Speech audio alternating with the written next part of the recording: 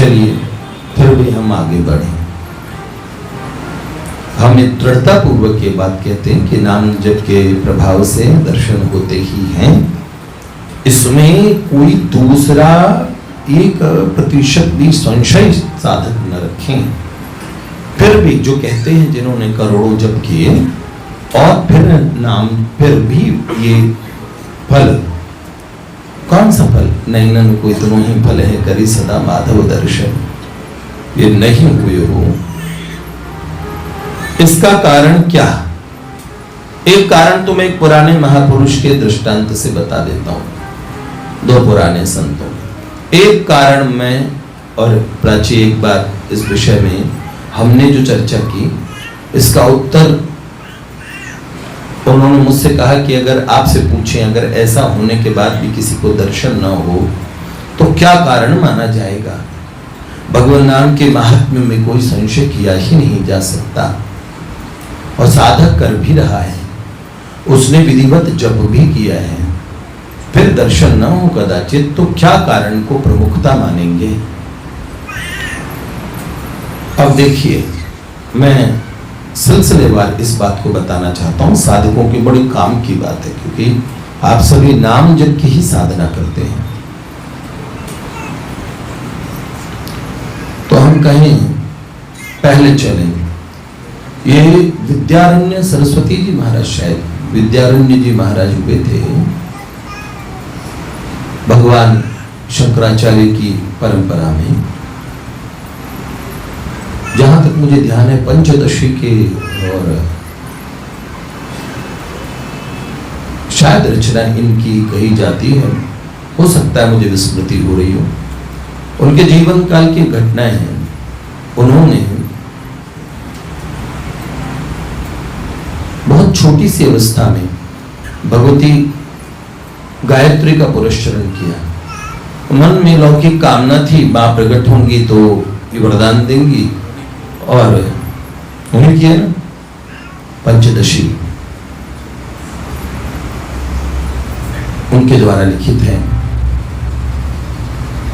ऐसे विद्वान, इन्होंने पहले उपासना की 6 महीने, बड़े विधिवत भगवती गायत्री का अनुष्ठान किया, इस उम्मीद में बड़े नियम पूर्वक, संयम पूर्वक कि भगवती प्रकट होंगी तो आगे लोक विषयक मेरी जो भी मनोकामनाएं वो पूर्ण करेंगी। 6 महीने अनुष्ठान करने के बाद में नहीं भगवती प्रकट हुई। उत्साहित थे, जैसे नए नए साधकों में बड़ा उत्साह होता है, बाद में ठंडे पड़ जाते हैं, शिथिल हो जाते हैं। हमें ऐसे ऐसे साधक मिले। एक साधक कह रहे थे, मैं तो, मेरे को तो 40 साल माला रगड़ते हुए हो गए। तो मैंने कहा, आप माला रगड़ रहे हैं? माला,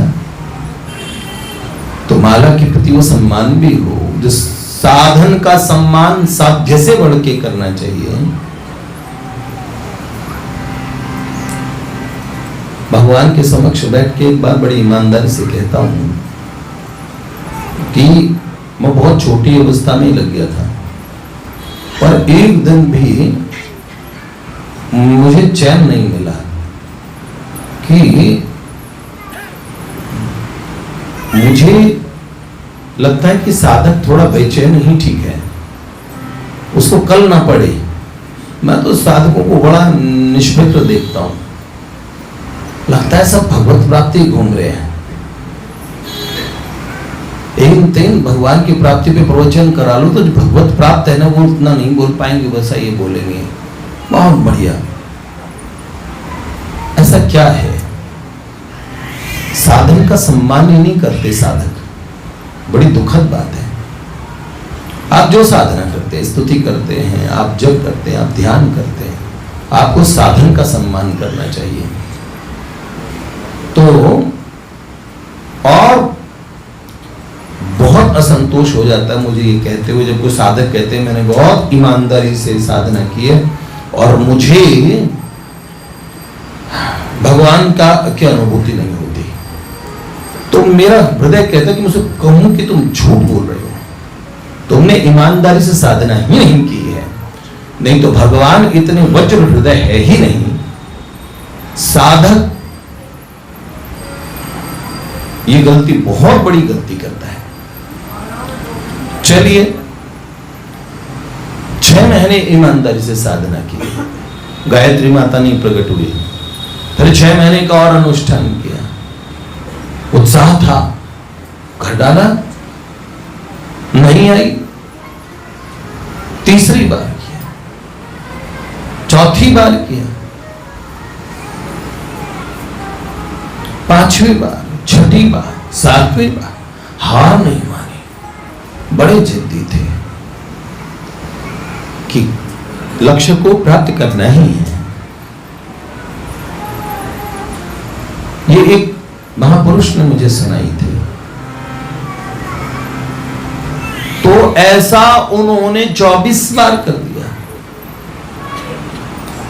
12 वर्ष साधना में लग गए। वैसे भी कहा जाता है 12 वर्ष तक कोई, हमारे एक कौन से शास्त्र में है, कोई भी एक नियम यदि ठीक से 12 वर्ष तक करते रहे तो वो नियम सिद्ध हो जाता है, बिना लांघे के साधना होती रही। जब 24 अनुष्ठानों के बाद भगवती नहीं आई तो उन्होंने सोचा कि मैं क्या लोक की चीजें मांगूंगा, क्या वरदान मांगूंगा। भगवती की कृपा प्रसाद से वैराग्य मन में आया, संसार से उपरामता होने लगी, विरक्ति होने लगी। जब का भगवत भजन का फल ये भी होता है, जिस संसार को हम छूटता नहीं जी, छूटता नहीं जी, छूटता नहीं हमारे मन से बात, वो चीजें, जो चीजें आपको बहुत बांधती है, धीरे धीरे आप उससे उपराम हो जाते हैं। मन में एक ऐसी सात्विकता, अगर मन में आनंद नहीं है करते हुए तो साधन में गड़बड़ी है, ठीक से नहीं कर रहे हैं। क्या गड़बड़ी? हम तो ठीक से कर रहे हैं, बैठ बैठ के अच्छे से करते हैं, ईमानदार से, संयम भी बढ़िया वाला कर रहे हैं। अच्छा चलिए सब विषय पे हम बात करेंगे। 24 अनुष्ठान 12 वर्ष पूरे होने पे भगवती नहीं आई, वैराग्य हो गया। अब मैं क्या लौकिक भोग मांगूंगा, सन्यास ले लिया, सन्यास दीक्षा हुई। अब सन्यासी बनने के बाद उनके मन में आया कि अब मैं करूंगा ही क्या, भगवती की गायत्री माँ की उपासना का अभ्यास ही पड़ गया था। चलो अब उपासना ही करेंगे, बिना कामना के करेंगे। और इस बार अनुष्ठान में प्रारंभ किया संकल्प लेके, और पहला जब किया, जैसे ही बोला गायत्री का, 10 दिशाएं महाप्रकाश से भर गई। प्रकाश की ऐसी भीषण आंधी आई, चर्म चक्षुओं से कुछ न दिखता था। ऐसे में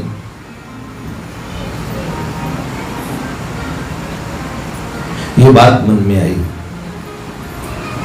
भगवती की दिव्य वाणी प्रस्फुटित हुई। भगवती ने कहा, वरम ब्रूयात वत्स, वर बोलो बेटा। तो भगवती के अप्रतिम अलौकिक सौंदर्य को देख के मां के प्रति ऐसा सुंदर भाव जगा, वात्सल्यमयी माता के प्रति एकदम शिशु भाव से भावित होके बोले, मां मुझे कुछ नहीं चाहिए। मां ने कहा, तुम्हारी साधना के फलस्वरूप कुछ मांगो।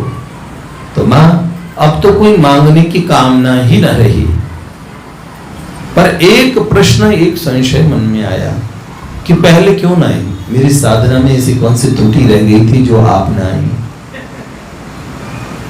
तो माता जी मुस्कुराई और उन्होंने कहा, ये देखो, देखा आकाश से एक भीषण जलता हुआ पहाड़ गिरा। ऐसा अंतर दर्शन, अलौकिक दर्शन ऐसा वो दिव्य दृश्य उनको नेत्र गोचर हुआ।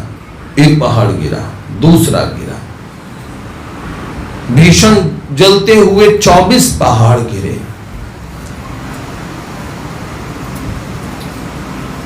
मां, मैं समझा नहीं, ये दृश्य आपने मुझे क्यों दिखाया? माता जी ने कहा, बेटे, इतने तुम्हारे पातक थे जो भगवत भजन को रोकते हैं, ऐसे बाधा देने वाला, ऐसे बाधा देने वाले कई कर्म फल हैं जो आपको बांध लेंगे किसी भी भजन के फल को, किसी भी पुण्य कर्म के फल को प्रकट होने से पहले। तो ऐसे जिनसे तुम बंधे हुए थे,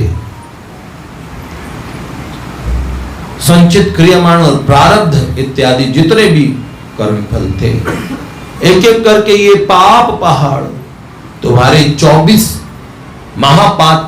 महापातकों के ये जो ढेर थे, ये तुम्हारी इन 24 बार की अनुष्ठानिक उपासनाओं से भस्मीभूत हो गए। और देखो तत्पश्चात में तो तुम्हारे एक मंत्र से पधार गई। 25वां तुमने संन्यास लिया उससे, और उसके बाद तुमने मात्र एक मंत्र किया, मैं आ गई। साधक घबराए ना। मधुसूदन सरस्वती जी गीता जी पे भाष्य लिखना चाहते थे, शंकर मत के थे, तो भगवान विश्वनाथ ने कोई लीला की कि ये तो भगवान श्री कृष्ण को कहीं मायोपाधिक ब्रह्म ने घोषित कर दे, तो गीता जी पे लिखना चाहते हैं। तो एक वृद्ध महात्मा के रूप में भगवान विश्वनाथ ही स्वयं मिले, और मधुसूदन सरस्वती जी बहुत दिव्य महात्मा थे, निर्गुण निराकार की जो अद्वैत परख उनकी साधना थी। श्रुति के महावाक्यों में सदा एकत्व भाव से सदा भावित रहते। और तो भगवान विश्वनाथ जी ने पूछा, जी गीता जी पे भाष्य लिखना चाहते हो, गीता गायक से मिले हो, जिन्होंने गीता कही है, आप गीता जी पे कुछ भी टीका लिखना चाहते हो तो उनका अभिप्राय तो जानिए, जो वक्ता है उसे खुद। तो उनके मान में तो भगवान तो वास्तव में तो वो निर्गुण ब्रह्म के ही उपासी थे। और निर्गुण ब्रह्म की उपासना क्या होती है? उसमें उपासना नहीं होती है, वो मेरे उनमें भेद क्या। सच में बड़ा उन्होंने कहा द्वैत करके उपासना होती है। द्वैत अब मैं तो भैया मेरे को मिलने का शौक भी नहीं, मेरे को दर्शन का भी मेरे को चाव नहीं। अब फिर भी उन महापुरुष ने कहा, फिर गीता जी पे भाष्य के अधिकारी नहीं हूं तो मैं मिलूं कैसे? तो मतलब भगवान की तो प्रार्थना करनी पड़ती है, भगवान की उपासना है, मंत्र दे दिया, ये करो, 6 महीने में भगवान आ जाएंगे। और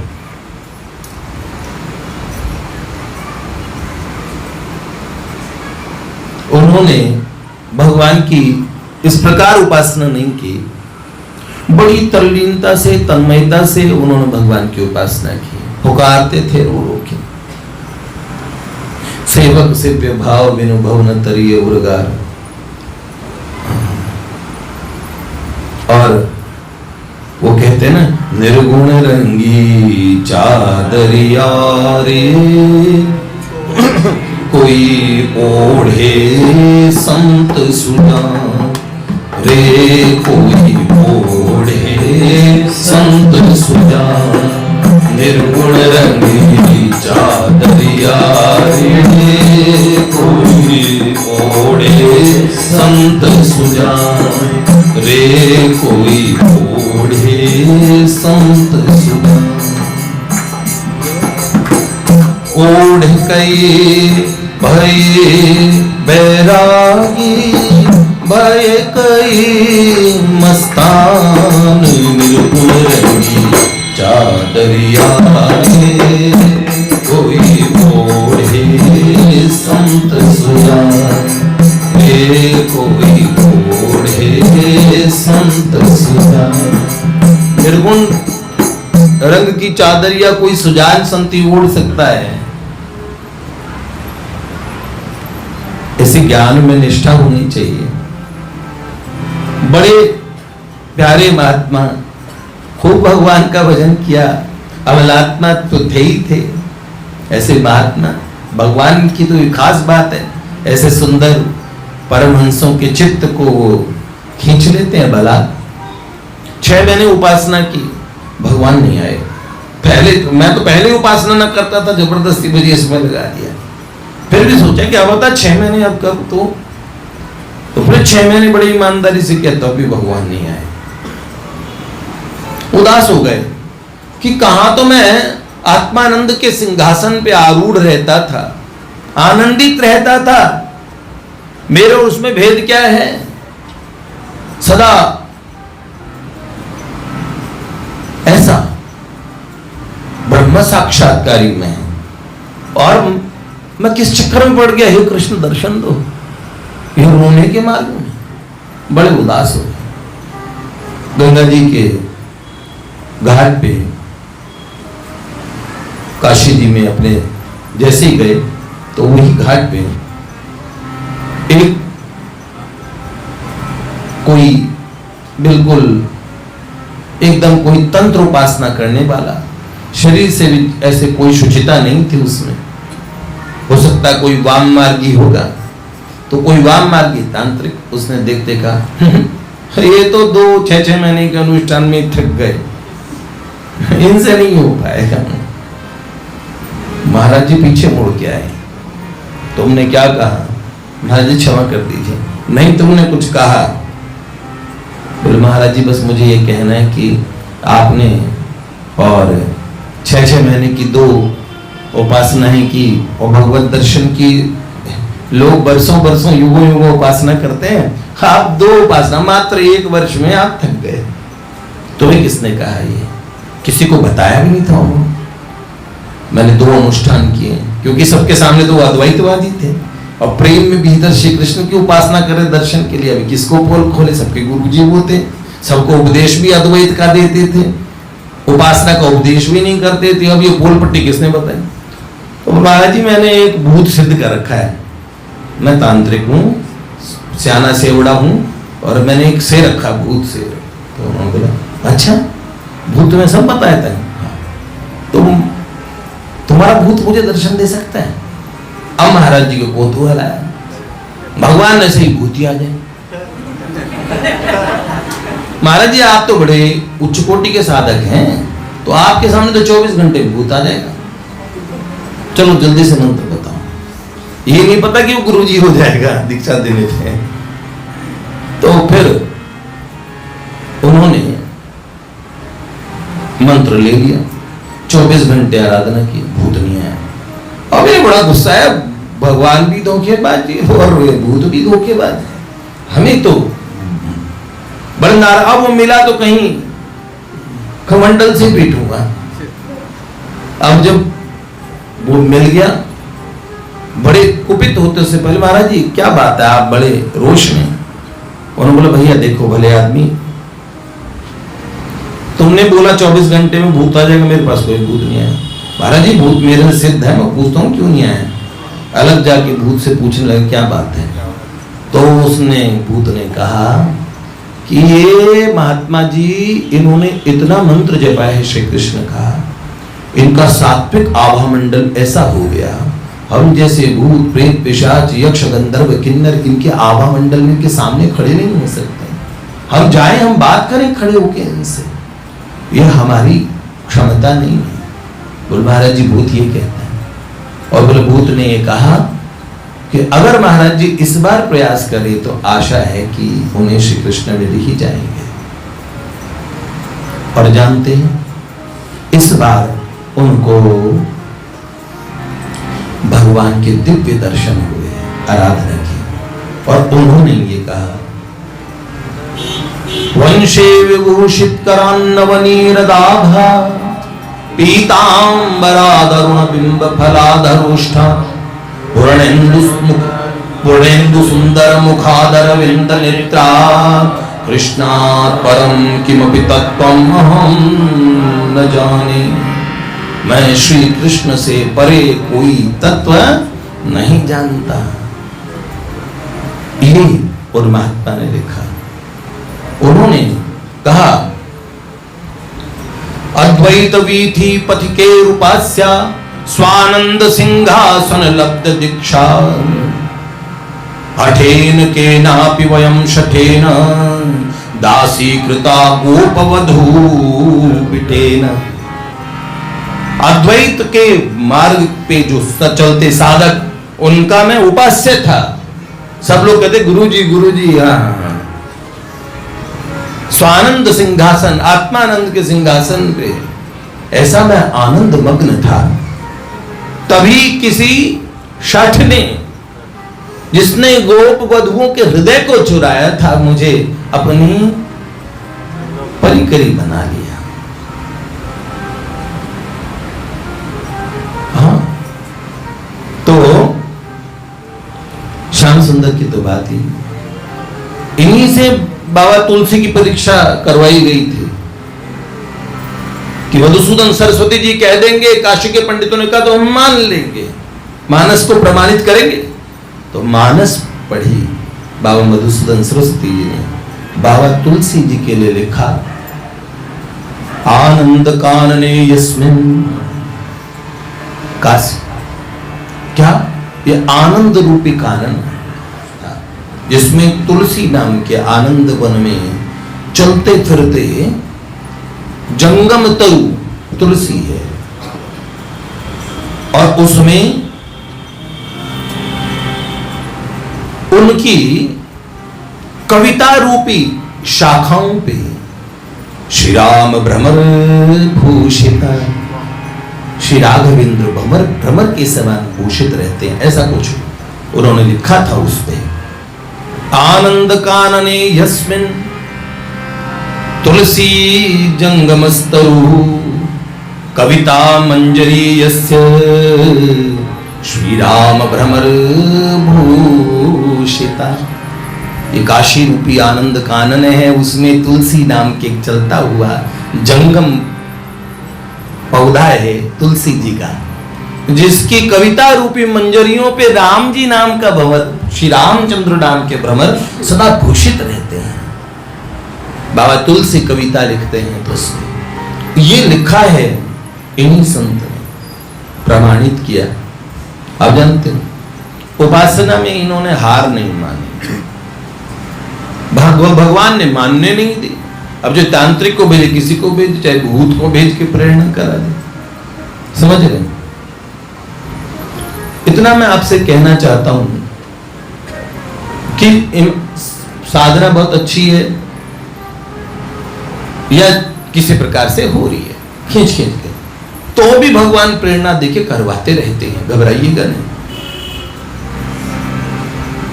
तो मेरा मानना है कि साधना का परिणाम तो मिल रहा है, आपके खाते में पैसा क्रेडिट होता है, तो आपको कोई गुदगुदी होती है क्या? पता लगता है कि क्रेडिट हो गया। जब आप हिसाब खाता करते हैं, जब देखते हैं स्क्रीन पे, तब पता लगता है ओह इतना क्रेडिट हुआ, इतना डेबिट हुआ है। समझ रहे हैं ना? पैसा कटता है तो कोई आपकी चूंटी नहीं भरता है, पता लगता है कि पैसा कट गया है, नहीं पता लगता। बोलेंगे जरा देखो इतना पैसा कट गया है, तब आप देखोगे तो आपका हिसाब होगा। जब आपको इतना फल मिल गया है, फल मिल गया, अभी तो पता ही नहीं फल मिल गया। हाँ, आपने आज गोवर्धन की परिक्रमा, तुम्हें फल मिल गया, कहाँ है फल? तो हम ऐसे से देख रहे हैं, फल कहाँ है? फल तो देखो, ये कोई लीची आम अमरूद नहीं है, ऐसा फल है। तो हम आपको कहें,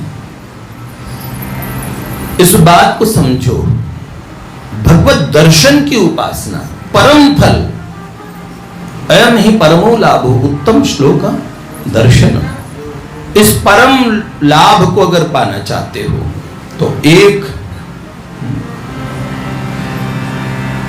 लगा दो प्राण की बाजी, अगर गिरधर को पाना है, अगर गिरधर को पाना है, नहीं बाजार का सौदा जो पैसे दे के लाना, नहीं बाजार का सौदा जो पैसे दे।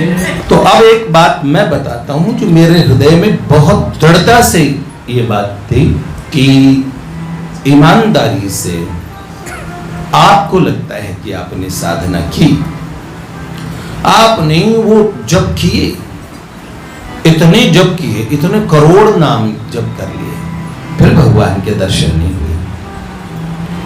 मैं कह दूं ऐसा नहीं होता है, फिर भी हुआ हो तो उसका फल अवश्य में मिलता है, मिलता है, मिलता है।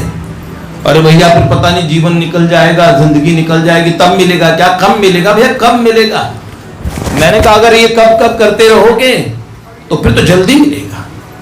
ये चैन न मिले जिसे, जो हमेशा ऐसा रहता है किम करोमि क्व गच्छामि कस्याग्रे प्रवदाम्यहम्, क्या करूं, कहां जाऊं, कहां जाऊं, कहां पाऊं मोर प्राण धन, कहां मोर प्राण धन ब्रजेंद्र नंदन, कहां जाऊं, कहां पाऊं मोर प्राण धन, कहां मोर प्राण धन ब्रजेंद्र नंदन। भगवान चैतन्य महाप्रभु वृक्षों से लिपटते हैं, कहां जाऊं, कहां पाऊं मोर प्राण धन। जो सोचता है किसके आगे रोना रो, ऐसी ललक तो हो, कल ना पड़े, चैन ना पड़े, कब मिलेंगे दर्शन, कब होंगे, कब मिलेगा फल। तो एक तो विधि ये है, लेकिन तब भी किसी ने साधना की हो तो उसे फल तो मिलेगा, ये तो निश्चय है, मिल चुका है, ये भी निश्चय है। पर जो फल मिलना चाहिए था वो उसी काल में क्यों नहीं मिल रहा है, समय क्यों लग रहा है? तुलसी चिंगी आग की परी पुराने घास, राम जी का नाम लेते ही ऐसे जैसे पुरानी, कितनी पुरानी घास पड़ी हो सूखी, अभी चिंगारी नाम की लगेगी सारी घास जल जाएगी। पर एक बात यह है कि वो पुराने पाप इत्यादि बाधा दे रहे हैं, देते होंगे, महापुरुषों के दृष्टांतों से ये हमें हमारे सुनने में आया। मुझे जो व्यक्तिगत रूप से सबसे अच्छा लगा, जो मैंने प्राची जी से भी कहा और जो मैं और एक और संत से मेरी बात चल रही थी, तो मैंने कहा मेरा हृदय का ये भाव है कि जब नाम जप करते हैं, कोई भी साधना करते हैं, तत्काल उसका फल क्यों नहीं मिलता जो मिलना चाहिए? तो अधिकांश लोगों का उत्तर यही आएगा, महापुरुष भी यही कहेंगे, कोई भी यही कहेंगे, आपने ठीक से नहीं किया होगा। वो कहते मैंने विधि से किया है, मैं सही से जागता था, सुबह उठ जाता था, मैं संयम से रहता था, खाने में भी मैंने कोताही, ऐसे कुछ गलती, कुछ अभक्ष खाया नहीं, मैंने बहुत ज्यादा खाया नहीं, मैंने युक्ताहार विहार दोनों युक्त था, मेरी चेष्टाएं भी युक्त थी, फिर भी मैं बताता हूं इसका कारण है कि आपका साधन कहीं उक्ताए चित्त से तो नहीं हुआ। एक साधन होता है, नाम जप होता है अनुक्ताए चित्त से, एक होता है उक्ताए चित्त से। भगवान अर्जुन से कहते हैं अनुक्ताए चित्त से साधन प्रवृत्त होना चाहिए, चित्त हमारा अनुक्ताया हो, उक्ता के करते हैं, करते तो हैं सब। कैसे? हाँ 18 घंटे कर लिया, माला पटके, ऐसा भाव आता है, शरीर तो टूट रहा है, नाथ बड़ा ही आनंद आ रहा है, थोड़ा सा और ही जप हो जाए। ऐसा कोई माई का लाभ मुझे नहीं दिखा। पाठ करते हैं, ऐसे लगता कनपटी दुखने लगती है और फिर पाठ की पोथी ऐसे बंद करते हैं, तुरंत डीडी न्यूज है, क्या हो रहा है? आप मुझे बताओ ऐसा होता है कि नहीं होता? हाँ रिलैक्स, आप पैर फैला के बैठेंगे, ये साधना ने ऐसे करते कि साधना, तो साधना के बोझ से बोझ मरते साधक उस साधना को ढोते हैं, उसको मेहनत मजदूरी करके काम कर रहे हैं बेचारे, उसको एंजॉय कर रहे हो। एक बात बोलता हूं, मैं मेरे साधन को एंजॉय करता हूं, इतना ज्यादा सुख लेता हूं इस साधन में। तो कहते हैं साधन तो सुख से करना ही नहीं चाहिए। ऐसा देखो ज्ञान कैसे देते हैं लोग, वो कहते हैं कि साधन में सुख लेने की वृत्ति तो उत्तम साधन नहीं है। मैंने कहा भैया मैं निम्न साधक हूं, संसार में सुखी दुखी होने के बजाय साधना के सुख को कंटकस्य कंटकेरे शोधनम भवति, कांटे से कांटे का शोधन होता है, कांटे से कांटा निकलता है। भगवान से सुख चाहना प्रेमियों की निशानी नहीं। अरे मैंने कहा संसार के सुख में रोज रोज ललचाने वालों, ये बात पहले अपनी बुद्धि में निश्चय करो कि वास्तविक सुख भगवत तत्व में है, आपके स्वरूप में है। फिर एक दिन जाके प्रेम का वो स्तर, तत्सुखे सुखित्वम के साधक है ना हम। अरे तुम रोज पकोड़े पे बर्गर पे तुम्हारे और हाँ, और फिर तुम कहते हो, समझ में है? ये सब बातें बनाने की बातों से कुछ नहीं होगा। पहले अपनी बुद्धि इधर से इधर लाएं, ये निश्चय करें कि संसार में सुख की झांकी दिखती है, पर वो सदा सतत नहीं रहता, क्रमशः कम होता रहता है। हमें लगता है यहाँ नहीं तो यहाँ मिलेगा, यहाँ एक मृग मरीचिका की तरह भागते रहते, इधर शायद यहाँ है सुख, यहाँ है सुख, ऐसे दौड़ते हैं। तो पहले निश्चय करें, शास्त्र प्रमाण से, अपने तर्कों से, महापुरुषों के प्रवचन सुन के, श्रवण मनन निधिध्यासन करके ये निश्चय करें, बुद्धि के अंदर ये बात डालें कि वास्तविक सुख भगवान में है।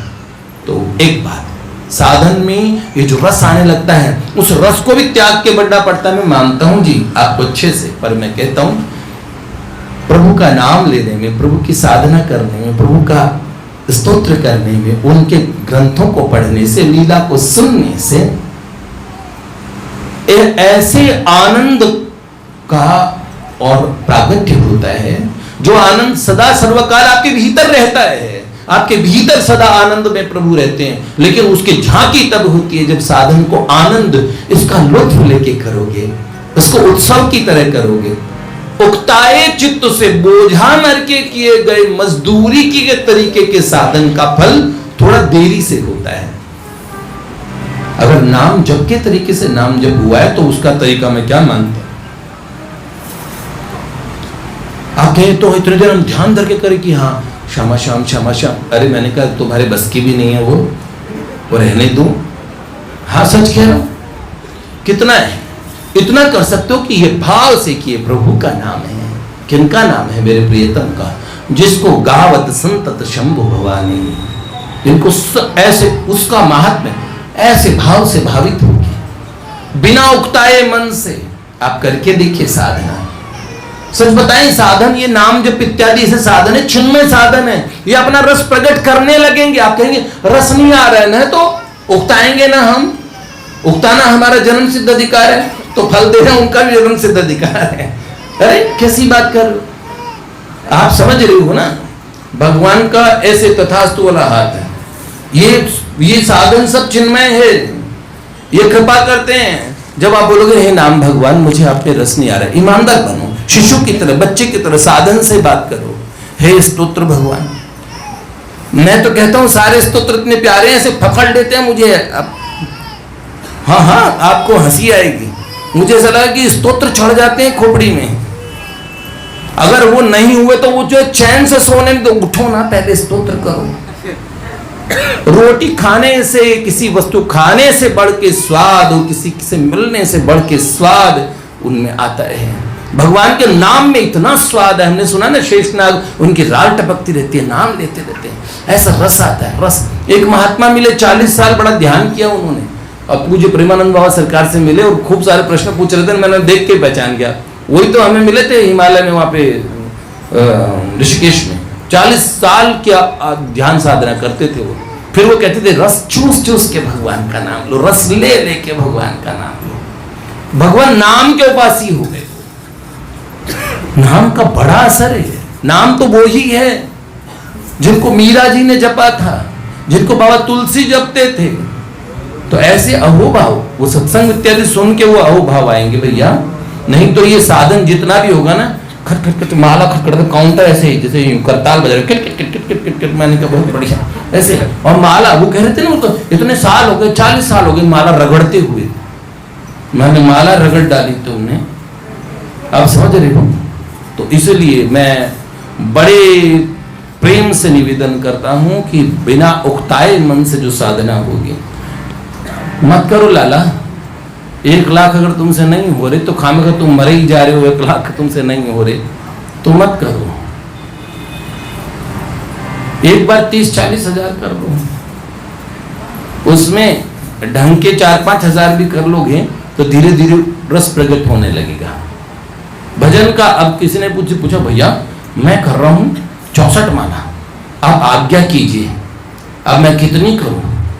मैंने कहा 64 में 4 बहुत बढ़िया से करो। मतलब मैंने 4 ऐसे करो, माला जैसे करते हो ना, इतनी हनुमान चालीसा पढ़ते हैं, बाप रे, जहां शुरू करते हैं श्री गुरु चरण सरोज रज, और कब भूख पे पहुंच जाते कि हनुमान जी इतना वेग, कदाचित हनुमान जी समझ पाए या कहीं हनुमान जी ये ना कह दे लाला मैं तो मनोजवम मारुत तुल्य वेगम हूं, पर स्तोत्र पाठ वगैरह इस गति से नहीं, तो थोड़ा बहुत तो पहले मेरे साथ एक बार ये हुआ था, तो मेरे मन में बड़ा एक अपने मन में गिल्टी जैसा एक बड़ा फील हुआ ऐसा कि मुझे कब पता लगी ये मोह हृदय बसाऊं सुर भूप कब आ गया। तो बीच में मैंने वो किया कि नहीं किया, राम द्वारे तुम रखवारे वगैरह, मुझे ध्यान नहीं। तो मैंने कहा मैं कैसा नालायक हूं, मुझे ये नहीं पता कि स्तोत्र की पंक्तियां क्या है, उनका अर्थ क्या है, उसमें स्थित एक वाक्य, एक अक्षर स्तोत्र का अगर भगवान के नाम और उनके चिंतन के बिना निकल जाता है तो वो मेरा शब्द आगे नहीं बढ़ता। ऐसा स्तोत्र पकड़ता है। आप क्या कहते हैं स्तोत्र में क्या शक्ति है? ये सब बकवास है जो लोग कहते हैं कि साधन और उबाऊ लगता है, बोझिल लगता है। ये बहुत नालायक और निकट्टुओं का एकदम स्पष्ट कहता हूं कि कहीं नालायकी हो रही है। वो भगवान के खोपड़े में मत डरो, साधनों में कहीं कोई कमी नहीं है, साधकों की कमी है। साधक कभी नहीं देखता अपनी, और सारी गलती भगवान की बताता है। इसलिए मैं कहता हूं वो साधन जो आपको बुद्धि में प्रसाद आनंद न दे, वो साधन दोषी नहीं है, आपके करने का तरीका दोषी है। या फिर आप थोड़ा सा आइए, मत कीजिए एक साथ, आप नहीं पचा पा रहे हैं, थोड़ा थोड़ा सा उसे बढ़ाइए, उसको वास्तव में उसका रहस्य समझिए। भगवान की तरफ थोड़ा फोकस करके करेंगे ना, ऐसा आनंद आएगा। भगवान इतने प्यारे हैं। अरे कोई चित्र कोई प्यार से देख, आपको कोई चित्रपट अच्छा लगता है ना, उसे देख देख के थोड़ा जप कर लीजिए, उसे देख के स्तोत्र कर लीजिए। आप निश्चित सुनिश्चित कीजिए हमारे भगवान ऐसे हैं, ऐसे हैं, ऐसे हैं। भगवान कैसे हैं वो आपकी बुद्धि बता नहीं पाएगी। तथापि एक बालकों जैसा, एक सच में एक निर्मल, एक सुंदर शिशु के समाने के साथ प्रयास कीजिए। आपको भगवान उसमें ही अपना प्रभाव प्रकट करेंगे, आपको आनंद प्रकट होगा। तो साधन की महत्ता, साधन की तो पहले साधन की महत्ता महात्म्य प्रकट कीजिए, सुनिए, पढ़िए, नाम जप की महिमा अधिकाधिक सुनिए, फिर निश्चय करें, फिर नाम जप जितना भी कर रहे हैं, हाँ मैं इसे अघा तो नहीं रहा ना, समय इतना मिल पा रहा उतना करो। अब नहीं कर सकते तुम 3 लाख 5 लाख नाम जप, तो ये सोचो वो तो पता नहीं जीवन में जब मैं बुढ़ा होऊंगा, जब मैं रिटायर हो जाऊंगा तो मैं एक दिन इतने नाम जप करूंगा। ओ भैया शेख चिल्ली, इतना ना करो। तुम तो यही करो जो वर्तमान में तुम्हारे पास उपलब्ध है, उसको ठीक से करो, उसको ठीक से करो। समझ रहे हो आप? तो इसीलिए मैं हाथ जोड़ के ये विनम्र निवेदन करता हूं कि साधन को बोझ मर के ना करें, उकताए चित्त से ना करें। उसमें आनंद है, बहुत बड़ा आनंद, महानतम अपार संवित सुख सागरे अस्मिन। ऐसा अपार संवित सुख सागर है भैया। ठीक है, आप ऐसे ही करेंगे? ठीक है, बहुत भगवान नाम की कृपा होगी आप पे। जय जय श्री राधे श्री लाडली लाल की जय।